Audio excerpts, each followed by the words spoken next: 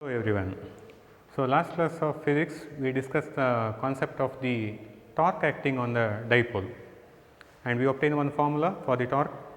So tau equal to Pe sin theta, where P is the dipole moment, E is the electric field and theta is nothing but angle between the electric field and the dipole moment. ಅದನ್ನು formula ಲಿಸ್ಟಲ್ಲಿ ಬರ್ದಿರಿ ಅಂತ ಅಂದ್ಕೊಳ್ತೇನೆ. So formula, so ಅದರ ನಂತರದ್ದು next concept of the torque, that is nothing but electric field lines. What is the electric field lines? Electric field lines andre enta? Electric field lines are nothing but it is a imaginary line, they are drawn in a electric field. ನಿಮಗೆ electric ಫೀಲ್ಡ್ನ ಡೈರೆಕ್ಷನನ್ನು find out ಮಾಡಲಿಕ್ಕೆ ನಾವು use ಮಾಡುವಂಥ lines ಅದು. That lines we call it as electric field lines. It is a imaginary line which is drawn in a electric field. So ಈಗ for example, ಈಗ ನಾವೀಗ ಒಂದು ಸಿಂಗಲ್ ಪಾಸಿಟಿವ್ ಚಾರ್ಜ್ ತಗೊಂಡ್ರೆ, suppose if you consider one single positive charge, say plus charge, and what is the direction of electric field produced by this charge? ಹೇಗೆ find out ಮಾಡ್ತೀರಿ? ನಿಮಗೀಗ electric field ಇದರದ್ದು pattern ಹೇಗೆ ಬರ್ತದೆ ನೋಡಬೇಕೀಗ ನಾವು. ಅದಕ್ಕೋಸ್ಕರ ನಿಮಗೆ electric ಫೀಲ್ಡ್ನ pattern ಹೇಗೆ ಬರ್ತದೆ ನೋಡಬೇಕು ಅಂತಾರೆ, ನೀವು ಒಂದು ಪರ್ಟಿಕ್ಯುಲರ್ ಪಾಯಿಂಟಲ್ಲಿ +1 ಕೂಲಂಬ್ ಚಾರ್ಜ್ ಇಡಬೇಕು. ನನಗೀಗ ಇಲ್ಲಿ ಬೇಕೀಗ ಎಲೆಕ್ಟ್ರಿಕ್ ಫೀಲ್ಡ್ ಡೈರೆಕ್ಷನ್ ನೋಡಬೇಕೀಗ. ಅದಕ್ಕೋಸ್ಕರ we have to kept one unit positive charge here. ಆಗ ಯೂನಿಟ್ ಪಾಸಿಟಿವ್ ಚಾರ್ಜ್ ಇಲ್ಲಿ ಇಟ್ಟರೆ ದೆನ್ ಇದರಿಂದಾಗಿ ಆ ಯೂನಿಟ್ ಪಾಸಿಟಿವ್ ಚಾರ್ಜ್ ಹೇಗೆ ಮೂವ್ಮೆಂಟ್ ಆಗಬೇಕು? This one is plus, this one is also plus. Plus will always repel. So therefore, that unit positive charge will be moving outward. ಅದು ನೀವು ಇಲ್ಲಿ ಇಟ್ಟರು ಕೂಡ ಹಾಗೆ, +1 ಕೂಲಂಬ್ ಚಾರ್ಜಸ್ ಅನ್ನು ಇಲ್ಲಿ ಇಟ್ಟರು ಕೂಡ that unit positive charge will be moving like this. ಅದು even ಇಲ್ಲಿ ಇಟ್ಟರು ಕೂಡ ಹಾಗೆ, that will be moving like this. It will be moving like this. That means the path along which the unit positive charge is moving, that itself will shows the direction of the electric field lines. Electric ಫೀಲ್ಡ್ನ ಡೈರೆಕ್ಷನನ್ನು indicate ಮಾಡಲಿಕ್ಕೆ ಹೇಗೆ ನಾವು indicate ಮಾಡ್ತಾ ಹೋಗೋದಂದರೆ, ಯಾವ ಪಾತಲ್ಲಿ unit positive charge movement ಆಗ್ತದೆ that itself is the direction of the electric field. So ಹಾಗಾದರೆ ಇಲ್ಲಿ ನಿಮಗೆ ಎಲೆಕ್ಟ್ರಿಕ್ ಫೀಲ್ಡ್ ಈ ಪಾಯಿಂಟಲ್ಲಿ ಹೀಗಿರ್ತದೆ, ಇಲ್ಲಿ ಹೀಗಿರ್ತದೆ, ಇಲ್ಲಿ ಈ ಪಾಯಿಂಟಲ್ಲಿ ಹೀಗಿರ್ತದೆ. ಹಾಗಾದರೆ ನಾವೆಲ್ಲ ಅದನ್ನು ಒಟ್ಟಿಗೆ ಮಾಡಿ ಸರಿಯಾಗಿ ಡಯಾಗ್ರಾಮ್ನ ಮೂಲಕ ನಾವು ಇಂಡಿಕೇಟ್ ಮಾಡ್ತಾ ಹೋಗೋದಾರೆ, the diagram will becomes, it will be like this. Electric field lines pattern due to the positive charge, it will be like this. ಹೀಗೆ ಬರ್ತದಾಗ ದ್ಯಾಟ್ ಮೀನ್ಸ್ ಒಂದು ಪಾಯಿಂಟ್ ಇದರಿಂದ ಬರೀಬೋದು ಎಂತ ಅಂದರೆ, electric field lines will be outward whenever the charge is positive, or electric field lines are starting from the positive charge.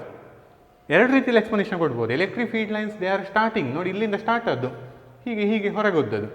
ಅಥವಾ electric field lines will be outward whenever the charge is a positive. And suppose if you consider the whenever the charge is negative, what happens? ನೀವೀಗ negative charge ತಗೊಂಡ್ರೆ, ಒಂದು source charge ಇದ್ದಾಗ negative ಅಂತ ತಗೊಳ್ತಾನೆ. Suppose if you consider ಬಂದು negative charge ಇದ್ದರೆ ಹೇಗಾಗ್ತದೆ? ಈಗ ನೆಗೆಟಿವ್ ಚಾರ್ಜ್ ಬಂದರೆ ನಿಮಗೆ ಇದರಿಂದಾಗಿ ಈಗ ಪ್ರೊಡ್ಯೂಸ್ ಆಗುವಂಥ ಎಲೆಕ್ಟ್ರಿಕ್ ಫೀಲ್ಡ್ ಹೇಗಿರ್ತದೆ ನೋಡಬೇಕು. ಅದಕ್ಕೋಸ್ಕರ we have to kept one unit positive charge here. ಒಂದು ಯೂನಿಟ್ ಪಾಸಿಟಿವ್ ಚಾರ್ಜನ್ನು ಇಲ್ಲಿ ತಗೊಂಡೋಗಿ ಇಡ್ತೇನೆ. ಈಗ ಆವಾಗ ಇದೆಂತ ನೆಗೆಟಿವ್, ಇದು ಪ್ಲಸ್. ನೆಗೆಟಿವ್ ಎಂತ ಮಾಡೋದು? ಪ್ಲಸ್ಸನ್ನು ಅಟ್ರಾಕ್ಟ್ ಮಾಡೋದು. ಹಾಗಾದರೆ unit positive charge will B moving like this. ಅದು ಇವನ್ ಈ ಪಾಯಿಂಟಲ್ಲಿ ಇಟ್ಟರು ಕೂಡ ಹಾಗೆ, ಅದು ಹೀಗೆ ಬರ್ತದೆ, ಇಲ್ಲಿ ಹೀಗೆ ಬರ್ತದೆ. It will be like this. That means electric unit positive charge will B moving towards the negative charge.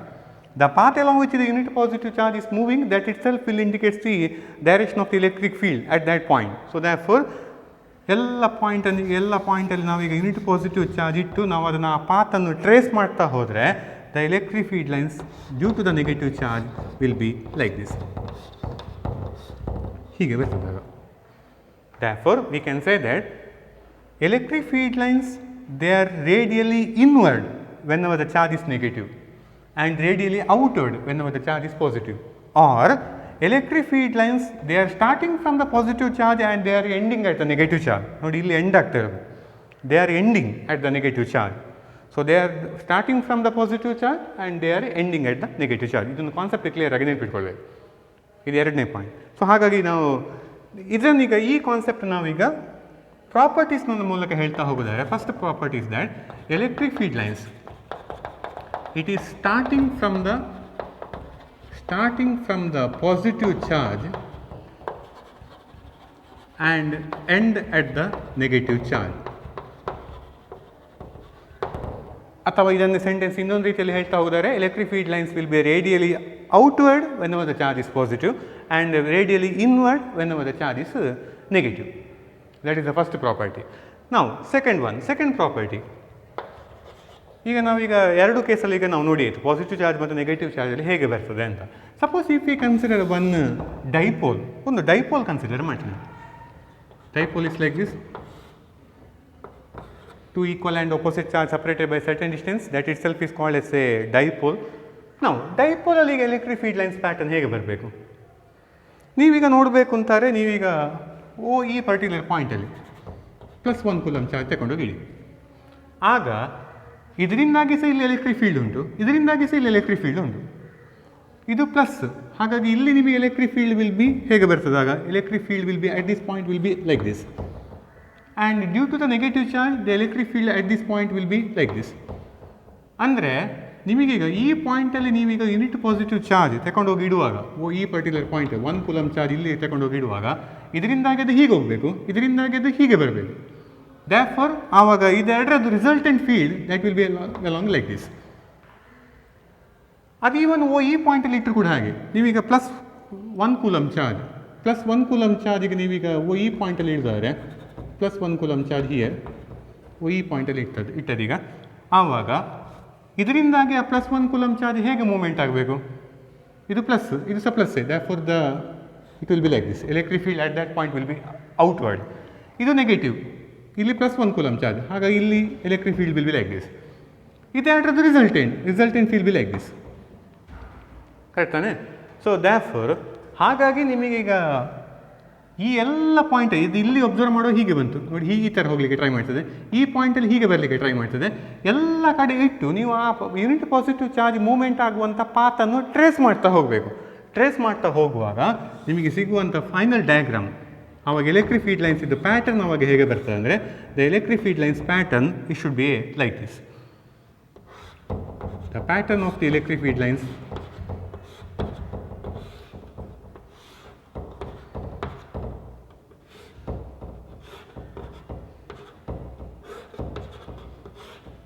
Electric field lines pattern it should be like this. ಈ ಥರ ಪ್ಯಾಟರ್ನ್ ಬರ್ತದೆ ನೋಡಿ. ಇಲ್ಲಿ ಕರ್ವ್ ಟೈಪಲ್ಲಿ ಬರ್ತದೆ ಅದು ಹೀಗೆ. ಇನ್ನೊಂದು ಕರ್ವ್ ಟೈಪಲ್ಲಿ ತೋರಿಸಿದ್ರೆ ಹೀಗೆ ತೋರಿಸ್ಬೇಕು ನಾವು.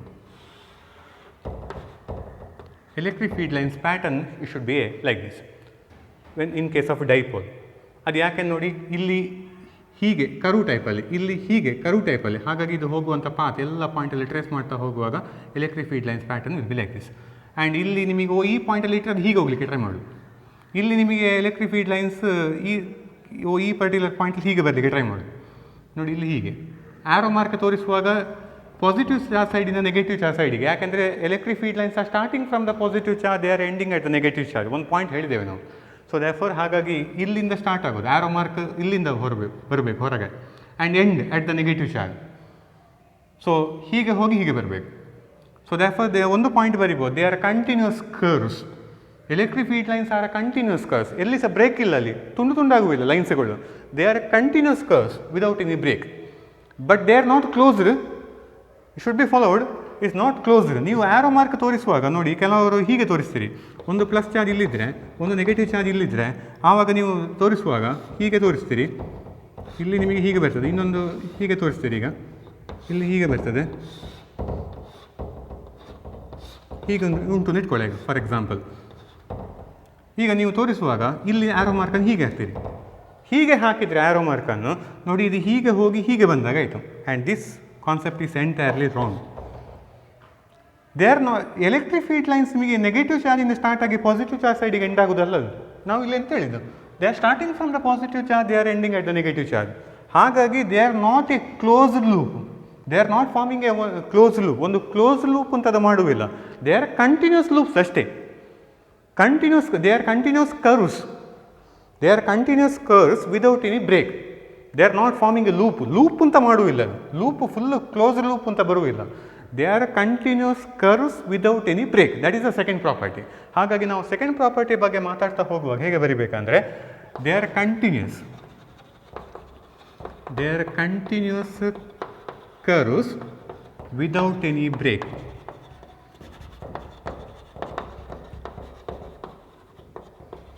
Without any break. That is the second property. So ಹಾಗಾಗಿ ಈ ಕಾನ್ಸೆಪ್ಟನ್ನು ನಾವು ಇಲ್ಲಿ ತೋರಿಸಲಿಕ್ಕಿಲ್ಲ. ಸೊ ಇದು ರಾಂಗ್ ಇದೆ ಆ್ಯಕ್ಚುಲಿ. ನೀವು ತೋರಿಸುವಾಗಲೇ ಎಲೆಕ್ಟ್ರಿಕ್ ಫೀಲ್ಡ್ ಲೈನ್ಸನ್ನು ಇಂಡಿಕೇಟ್ ಮಾಡ್ತಾ ಹೋಗುವಾಗಲೇ ನೋಡಿ ಹೀಗೆ ಹೋಗಿ ಹೀಗೆ ಬರಬೇಕು. ನಾವು ಇಲ್ಲಿ ಇಷ್ಟು ಮಾತ್ರ ತೋರಿಸಿದ್ದು, ಮತ್ತು ಇಲ್ಲಿ ಕಂಪ್ಲೀಟ್ ಬರ್ತದೆ, ಹೀಗೆ ಬರ್ತದೆ ಅದು. ಸೊ ಅದನ್ನು ಅಷ್ಟು ಪಾರ್ಟ್ ನಾವು ತೋರಿಸಲಿಲ್ಲ. ಇಲ್ಲಿ ಹಾಗೆ ಕಂಪ್ಲೀಟನ್ನು ತೋರಿಸಲಿಲ್ಲ, ನಾವು ಇಷ್ಟು ಹಾಫ್ ಪಾರ್ಟ್ ಮಾತ್ರ ತೋರಿಸಿದ್ದು. ಆ್ಯಂಡ್ ಈ ಕೇಸಲ್ಲಿ ಡೈಪೋಲಲ್ಲಿ ನಿಮಗೆ electric field lines pattern it should be like this. ಇದು ಒಂದು ಪಾಯಿಂಟ್ ಕ್ಲಿಯರಾಗಿ ನೆನಪಿಟ್ಕೊಳ್ಳಬೇಕು. ಮತ್ತೊಂದು ನೋಡಿ, ಇಲ್ಲಿ ಅಬ್ಸರ್ವ್ ಮಾಡಿ, ಇಲ್ಲಿ ಕರ್ವ್ ಟೈಪ್ ಬಂದಿದೆ. ಈ ಕೇಸಲ್ಲಿ ಸ್ಟ್ರೈಟ್ ಲೈನ್ ಬಂದದ್ದು. So in this case there is a curve type ನೋಡಿ ಬಂದಿದೆ. ಆ್ಯಂಡ್ ನೀವೀಗ ಈ ಕರ್ವಿಗೆ suppose if you draw one tangent, ಈ ಪರ್ಟಿಕ್ಯುಲರ್ ಪಾಯಿಂಟಲ್ಲಿ ಒಂದು ಟ್ಯಾಂಜೆಂಟನ್ನು ಡ್ರಾ ಮಾಡಿದರೆ ಹೀಗೆ. ನೀವು ಟ್ಯಾಂಜೆಂಟನ್ನೆಲ್ಲ ಡ್ರಾ ಮಾಡೋದು ಸರ್ಕ್ಯುಲರ್ ಶೇಪಲ್ಲಿ ಇರುವಾಗ, ಯೂಶ್ವಲಿ ನಾವು ಫಸ್ಟ್ ಇಯರಲ್ಲಿ ಕಲ್ತಿದ್ದೇವೆ. ರೊಟೇಷನ್ ಮೋಷನ್ ಕೇಸಲ್ಲಿ ನೀವೊಂದು ಸರ್ಕ್ಯುಲರ್ ಪಾತ್ ಅಂತ ಕಾನ್ಸೆಪ್ಟ್ ಬರುವಾಗ ನೀವು ಅಲ್ಲಿ ಆ ಪರ್ಟಿಕ್ಯುಲರ್ ಪಾಯಿಂಟಲ್ಲಿ ಒಂದು ಟ್ಯಾಂಜೆಂಟನ್ನು ಡ್ರಾ ಮಾಡ್ತೀರಿ. That tangent itself will gives the direction, isn't it? So ಈ ಕೇಸಲ್ಲೂ ಕೂಡ ಹಾಗೆ. ನೀವು ಈಗ ಈ ಕರ್ವ್ ಟೈಪ್ ಇದ್ದದಕ್ಕೆ ನೀವು ಒಂದು ಟ್ಯಾಂಜೆಂಟನ್ನು ಡ್ರಾ ಮಾಡಿದರೆ, ಈ ಪಾಯಿಂಟಲ್ಲಿ ನೀವು ಟ್ಯಾಂಜೆಂಟನ್ನು ಡ್ರಾ ಮಾಡಿದರೆ, that tangent itself will gives the direction of the electric field at that point. ನೀವೀಗ ಈ ಪಾಯಿಂಟಲ್ಲಿ ನೋಡಿದರೆ ಎಲೆಕ್ಟ್ರಿಕ್ ಫೀಲ್ಡ್ ಡೈರೆಕ್ಷನ್ ನೋಡಿದರೆ ನೀವು ಟ್ಯಾಂಜೆಂಟನ್ನು ಡ್ರಾ ಮಾಡಬೇಕು. That tangent itself will gives the direction. ಹಾಗಾಗಿ ನಾವು ಮೂರನೇ ಪ್ರಾಪರ್ಟಿಯ ಬಗ್ಗೆ ಮಾತಾಡ್ತಾ ಹೋಗಿದ್ದಾರೆ. Tangent drawn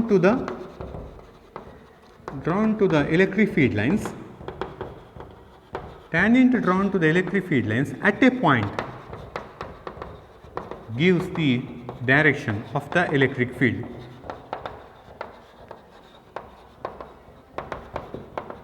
So tangent drawn to the electric field lines at a point that will gives the direction of the electric field at that point. So ಹಾಗಾಗಿ ನೀವು ಇಲ್ಲೆಲ್ಲ ಈ ಕೇಸಲ್ಲೆಲ್ಲ ಟ್ಯಾಂಜೆಂಟ್ ಡ್ರಾ ಮಾಡಬೇಕಾದ ಅಗತ್ಯ ಇಲ್ಲ. ಯಾಕಂದರೆ ಸ್ಟ್ರೈಟ್ ಲೈನ್ಗೆ ಯಾರು ಕೂಡ ಟ್ಯಾಂಜೆಂಟ್ ಡ್ರಾ ಮಾಡುವುದಿಲ್ಲ. ಕರ್ವ್ ಟೈಪ್ ಇದ್ದದಕ್ಕೆ ಮಾತ್ರ ನಾವು ಟ್ಯಾಂಜೆಂಟನ್ನು ಡ್ರಾ ಮಾಡ್ತಾ ಹೋಗೋದು. ಸೊ ಹಾಗಾಗಿ the tangent drawn at a point will represents the direction of the electric field. That is the third property. And ಮತ್ತೊಂದು ಪಾಯಿಂಟ್ ಇಲ್ಲಿ ಕ್ಲಿಯರಾಗಿ ಅಬ್ಸರ್ವ್ ಮಾಡಬೇಕಾದಂತಾರೆ, two field lines are never intersect. ನೀವು ಲೈನ್ಸ್ ಡ್ರಾ ಮಾಡುವಾಗ ಎಲ್ಲಿ ಸಹ ಈ ಲೈನ್ಸ್ಗಳು ಮೀಟ್ ಆಗೋದಿಲ್ಲ. So they are not meeting. ಮಧ್ಯದಲ್ಲಿ ಎಲ್ಲಿ ಸಹ ಮೀಟ್ ಆಗೋದಿಲ್ಲ. Two field lines are never intersect. Why? ಯಾಕೆಂತ ಒಂದು ಕ್ವಶನ್ ಬರ್ತದೆ. That is a fourth property ಅದು. ಸೊ ನಾನು ಫೋರ್ತ್ ಪ್ರಾಪರ್ಟಿಯನ್ನು ಫಸ್ಟಿಗೆ ಬರೀತೇನೆ. Two field lines are never intersect. Two field lines are never intersect. ಇದು ಒಂದು ಮಾರ್ಕ್ ಕ್ವಶನಲ್ಲಿ ಬರ್ತದೆ. ವೈ ಅಂತ ಕೇಳ್ತಾರೆ. Why two field lines are never intersect? What happens if they intersect? First of all my question is what happens if they intersect? ಈಗ ಎಲ್ಲಿಯಾದರೂ ನೀವು draw ಮಾಡುವಾಗ ಹೀಗೆ ತೋರಿಸ್ತೀನಿ ಅಂತ ಇಟ್ಕೊಳ್ಳಿ. ಈಗ suppose this is a plus charge and this is a negative charge. And electric field lines ನೀವು ಡ್ರಾ ಮಾಡ್ತಾ ಹೋಗುವಾಗ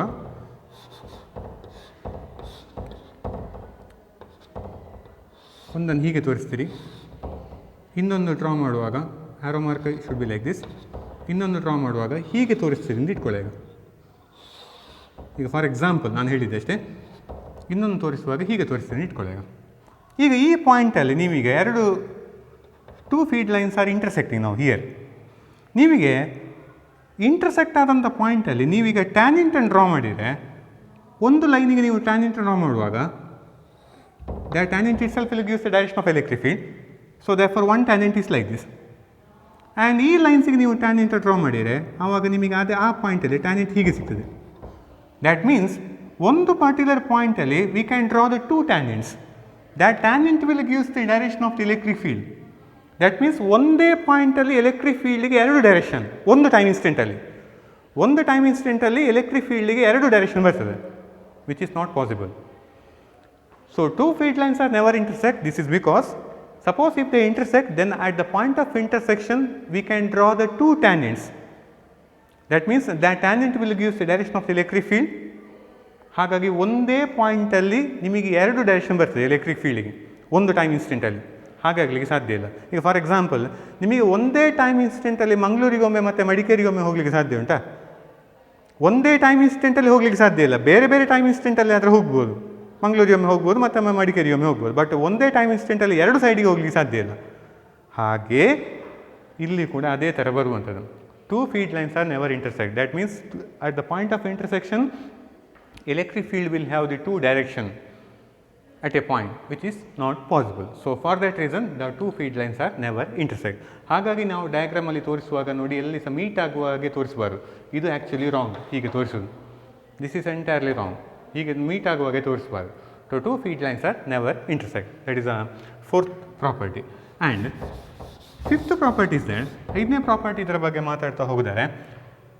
ನಿಮಗೀಗ ಎಲ್ಲಿಯಾದರೂ ನೀವು lines, suppose if the lines are more at a one particular region, ಲೈನ್ಸ್ಗಳು ನೀವು ತುಂಬ ತೋರಿಸ್ತಾ ಹೋದರೆ, ಈಗ ಫಾರ್ ಎಕ್ಸಾಂಪಲ್ ನೀವು ಈಗ ಹೀಗೆ ತೋರಿಸ್ತಾ ಹೋಗ್ತೀರಿ ನಿಂತ್ಕೊಳ್ಳಿ, ಈಗ ತುಂಬ ಲೈನ್ಸ್ ತೋರಿಸೋದು ಒಂದು ಪರ್ಟಿಕ್ಯುಲರ್ ರೀಜನಲ್ಲಿ. ಸೊ ಈ ಥರ ತೋರಿಸ್ತಾ ಹೋಗೋದು.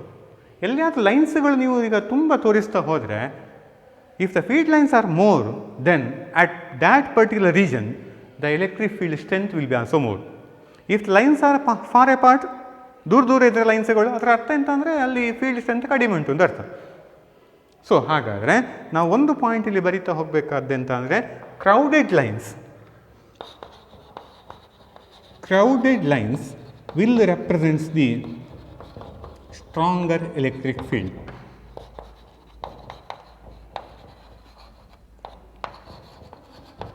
So crowded lines will represents the stronger electric field. ಲೈನ್ಸ್ಗಳು, ಎಲೆಕ್ಟ್ರಿಕ್ ಫೀಲ್ಡ್ನ ಲೈನ್ಸ್ಗಳು ತುಂಬ ಇದ್ದರೆ ಆ ಪರ್ಟಿಕ್ಯುಲರ್ ರೀಜನಲ್ಲಿ ಎಲೆಕ್ಟ್ರಿಕ್ ಫೀಲ್ಡ್ನ ಸ್ಟ್ರೆಂತ್ ಸ್ಟ್ರಾಂಗ್ ಉಂಟು ಅಂತ ಅರ್ಥ.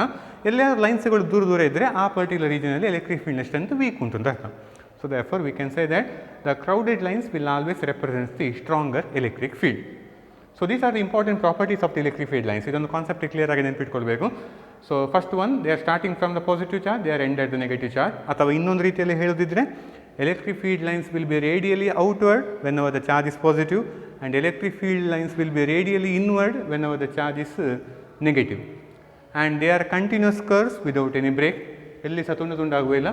Third one, the tangent drawn to the electric field lines at a point that will give the direction of electric field. And fourth one, two field lines are never intersect. Why? Suppose if they intersect, then at the point of intersection we can draw the two tangents, which is not possible. And fifth one, crowded lines will always represent the stronger electric field. ನೀವೀಗ ಈ concept, ಈಗ electric field lines ಬಗ್ಗೆ ಮಾತಾಡಿ ನಾವೀಗ. Suppose if we take the two charges, ಈಗ ಒಂದು plus ಒಂದು minus ಇರುವಾಗ ಹೇಗೆ ಅಂತ ಗೊತ್ತಾಯಿತು. ಸಪೋಸ್ ಇಫ್ ವಿ ಕನ್ಸಿಡರ್ ಅದು ಟೂ ಪ್ಲಸ್, ಎರಡು ಪ್ಲಸ್ ಇದ್ದರೆ, ಎರಡು ಪಾಸಿಟಿವ್ ಚಾರ್ಜಸ್ ಇದ್ದರೆ, ಈಗ ಇಲ್ಲಿ ಪ್ಲಸ್ ಇಲ್ಲಿ ಮೈನಸ್, ಅದು ಪ್ರಾಬ್ಲಮ್ ಇಲ್ಲ, ಪ್ಯಾಟರ್ನ್ ನಿಮಗೆ ಹೀಗೆ ಬಂದದ್ದು. ಎರಡು ಪ್ಲಸ್ ಇದ್ದರೆ ಹೇಗೆ ಬರಬೇಕಾಗ, what will be the pattern of electric field lines? ನಿಮಗೆ ಎಲೆಕ್ಟ್ರಿಕ್ ಫೀಲ್ಡ್ ಲೈನ್ಸ್ ಪ್ಯಾಟರ್ನ್ ನೀವು ಅಬ್ಸರ್ವ್ ಮಾಡ್ತಾ ಹೋಗಬೇಕು ಅಂತಿದ್ರೆ, suppose if you consider plus 1 coulomb charge here, ಇದರಿಂದಾಗಿ ಪ್ಲಸ್ 1 ಕೂಲಮ್ ಚಾರ್ಜ್ ಹೇಗೆ ಮೂವ್ಮೆಂಟ್ ಆಗಬೇಕು? ಇದು ರಿಪೆಲ್ ಮಾಡ್ತದೆ, ಇದು ಈ ಚಾರ್ಜ್ ಕೂಡ ಎಂತ ಮಾಡಿರ್ತದೆ, ಇದನ್ನು ಸಹ ರಿಪೆಲ್ ಮಾಡ್ತದೆ.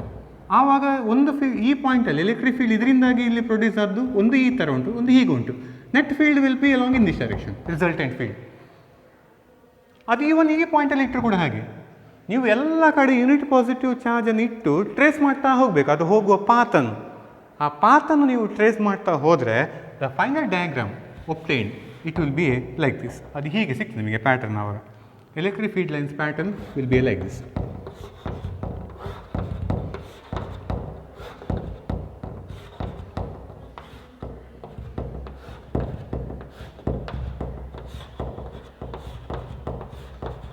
The diagram will becomes like this.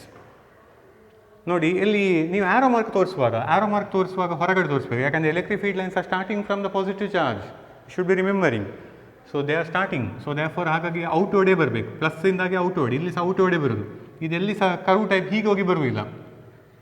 So ಹಾಗಾಗಿ electric field lines pattern it should be like this. And suppose if both the charges are negative, ಎರಡು ಚಾರ್ಜಸ್ ಈಗ ನೆಗೆಟಿವ್ ಇದ್ದರೆ ಆವಾಗ ಹೇಗೆ ಬರಬೇಕು ಪ್ಯಾಟರ್ನ್? ಎರಡು ಪ್ಲಸ್ ಇದ್ದಾಗ ಹೊರಗಡೆ ಹೋದ ಲೈನ್ಸ್ ಎಲ್ಲ, ಎರಡು ನೆಗೆಟಿವ್ ಇದ್ದರೆ ಇದರ ಆಪೋಸಿಟ್ ಇರಬೇಕು, ಉಲ್ಟಾ ಇರಬೇಕು ಇದರದ್ದು. ಹಾಗಾಗಿ ನಿಮಗೆ pattern it should be like this.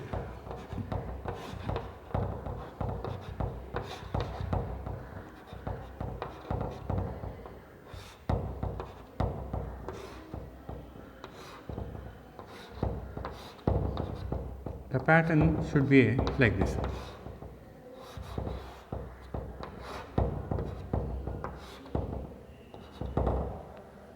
Negative charges ಇರುವಾಗ ಫೀಡ್ ಲೈನ್ಸ್ಗಳು ಒಳಗಡೆ ಬರುವಂಥದ್ದು.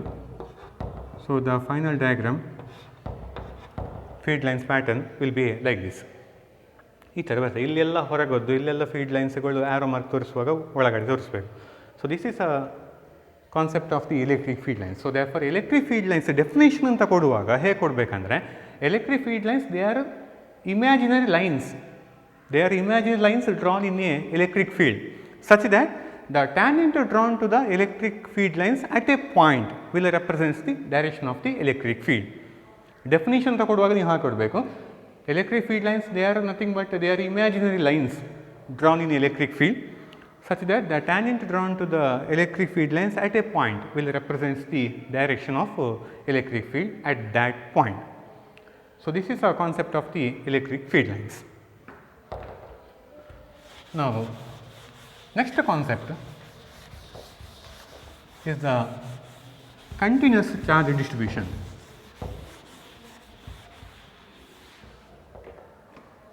Continuous charge distribution.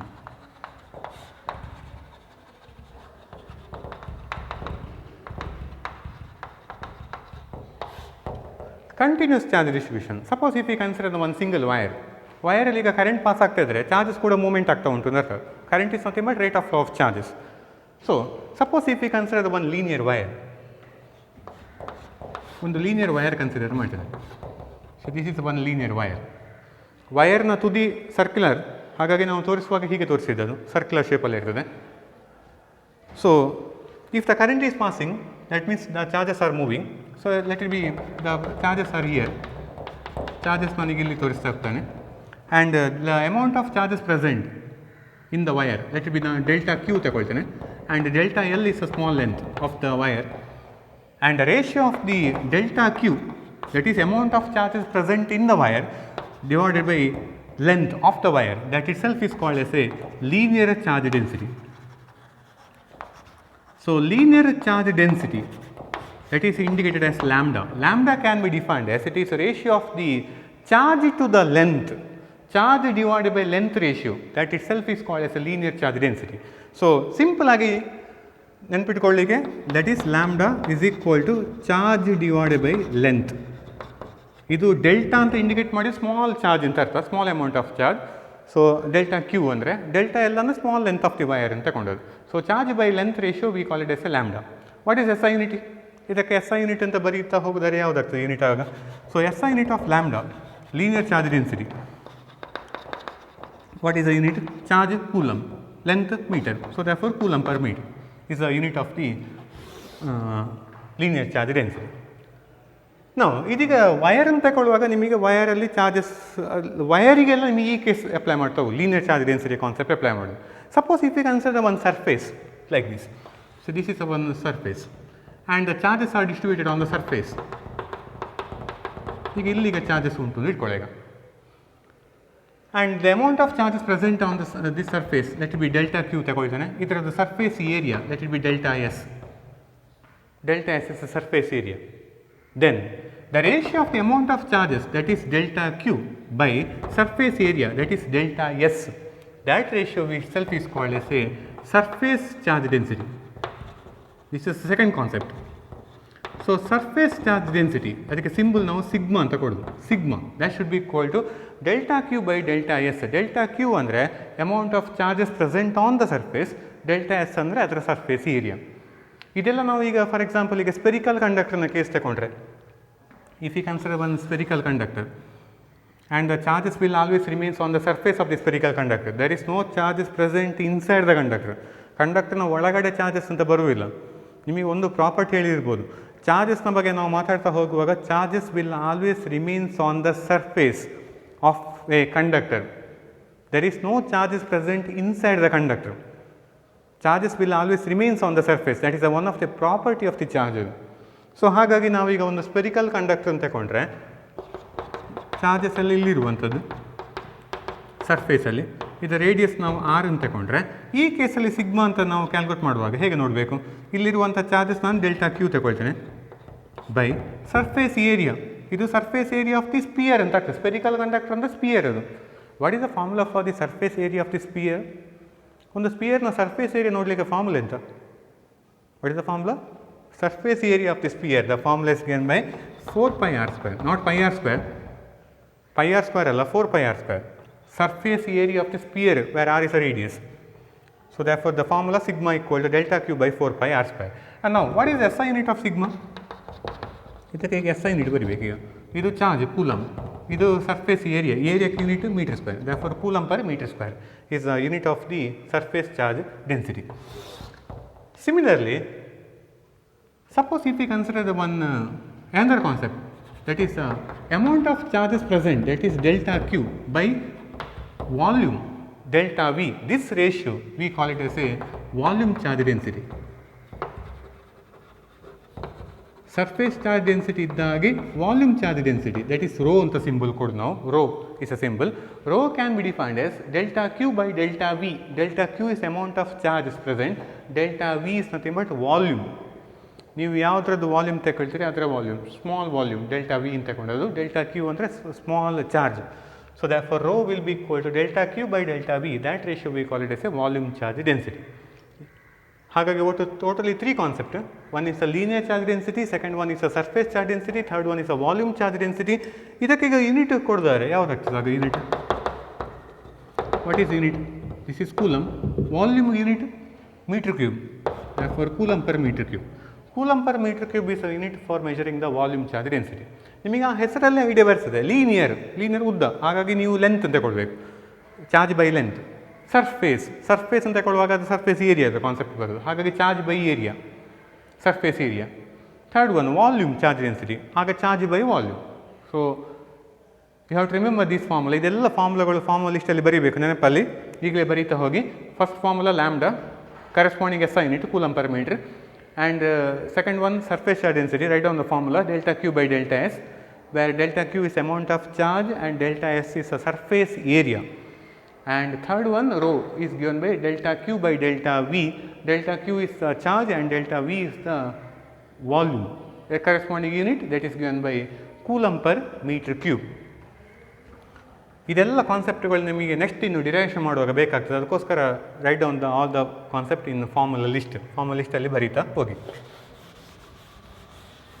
ನಾವು next concept of the electric field, that is nothing but electric flux. Now next one is the electric flux.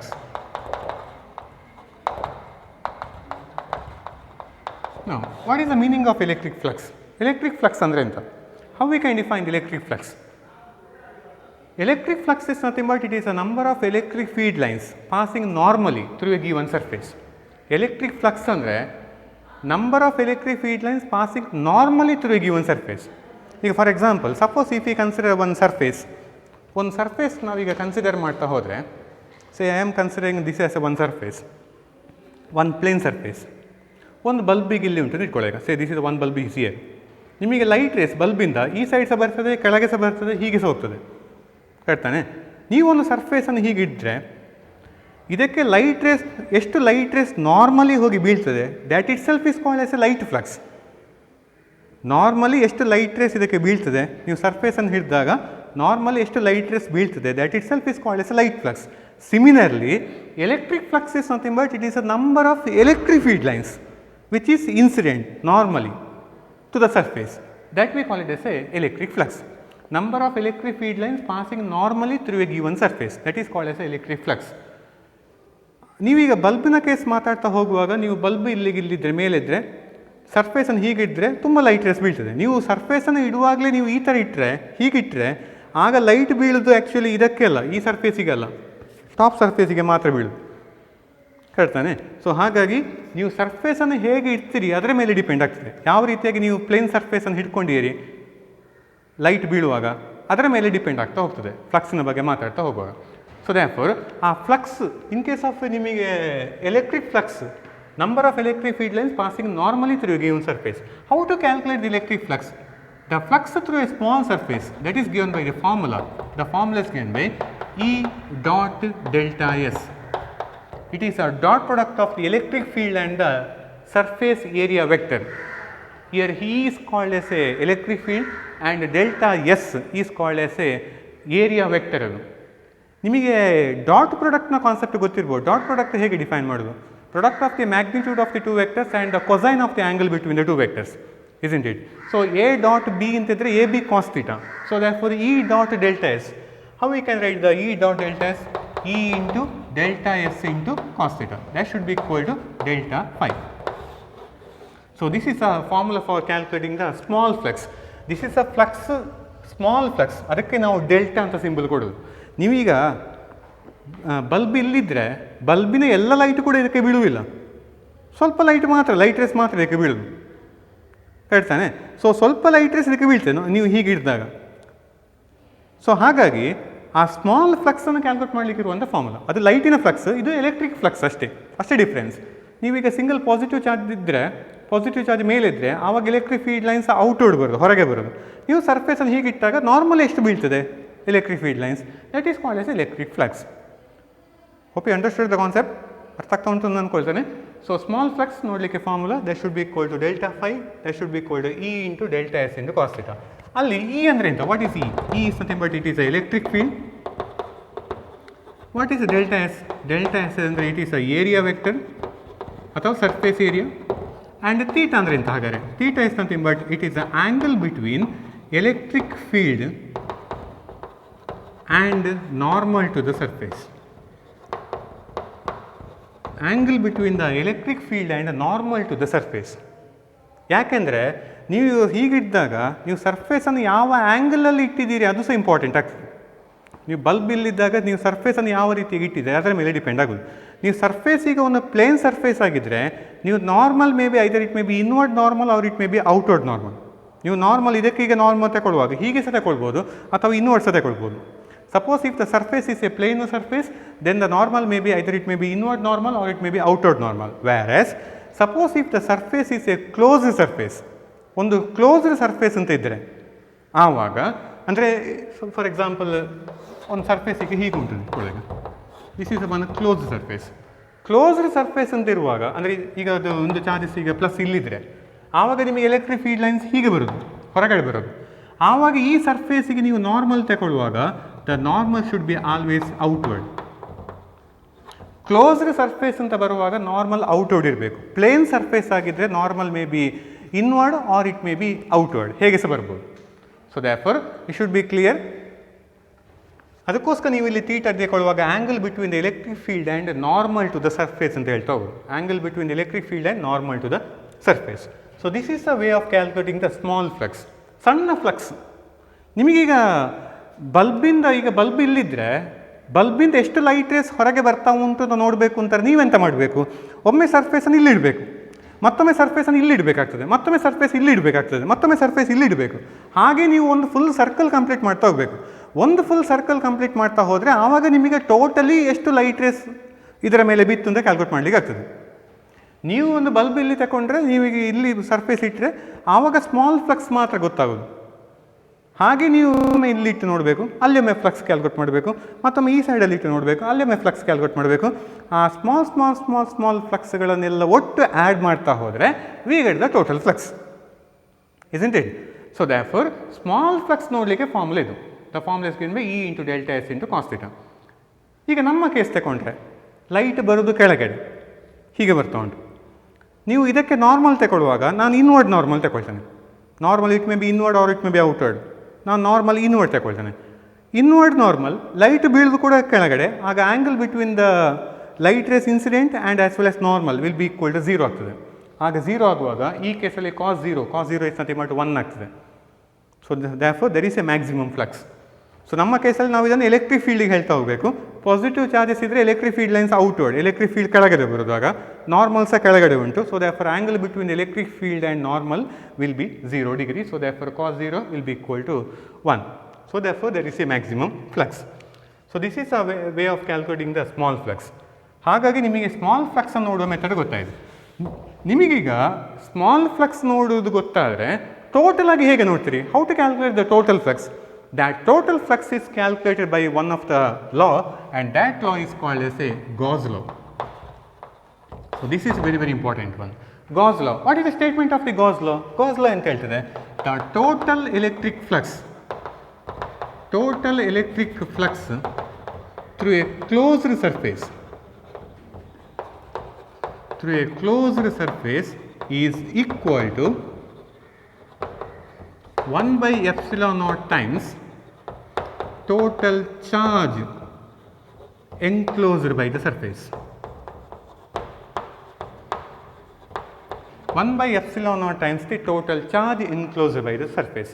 ಅಂದರೆ total flux ನಿಮಗೆ calculate ಮಾಡ್ತಾ ಹೋಗಬೇಕು ಅಂತ ಹೇಳಿದ್ರೆ total flux can be calculated by one of the law, that law is called as a Gauss law, and the statement of Gauss law will be total electric flux through a closed surface. This is applied for the closed surface.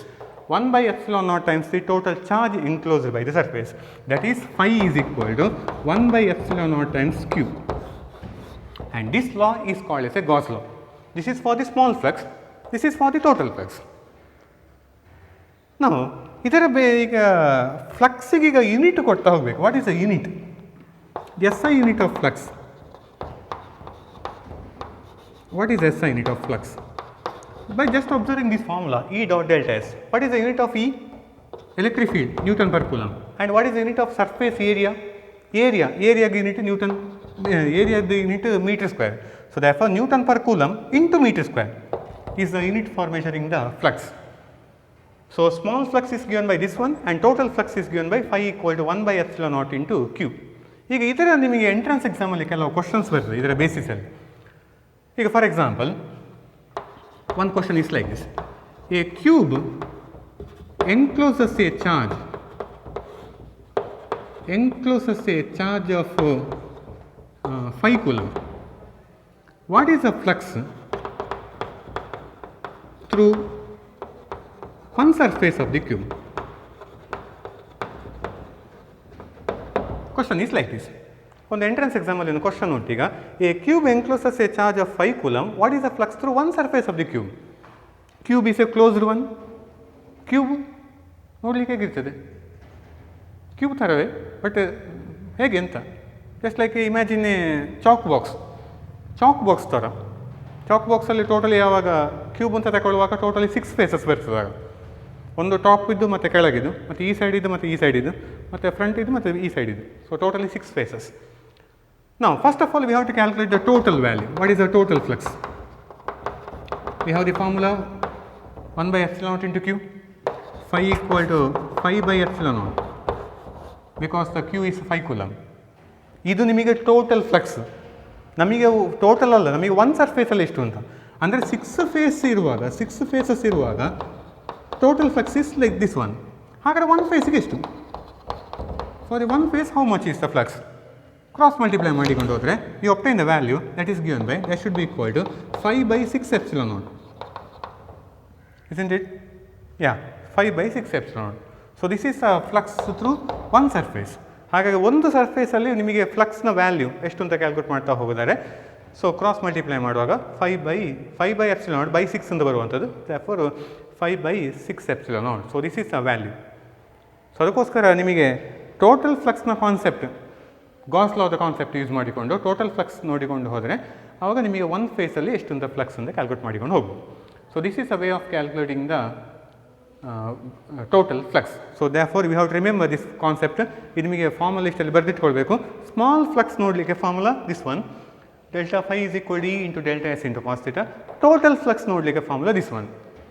ನಮಗೆ ಈ Gauss ಲಾದ ಕಾನ್ಸೆಪ್ಟನ್ನು use ಮಾಡಿಕೊಂಡು next ನಾವು ತುಂಬ derivation ಎಲ್ಲ ಮಾಡಲಿಕ್ಕೆ ಇರ್ತದೆ. ಅದಕ್ಕೋಸ್ಕರ we have to remember these two formulas. So therefore flux is nothing but it is a number of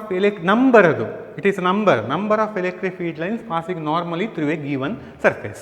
So that is a flux. Corresponding formula, small flux this one, total flux is this one. So hope you understood the concept. Thank you.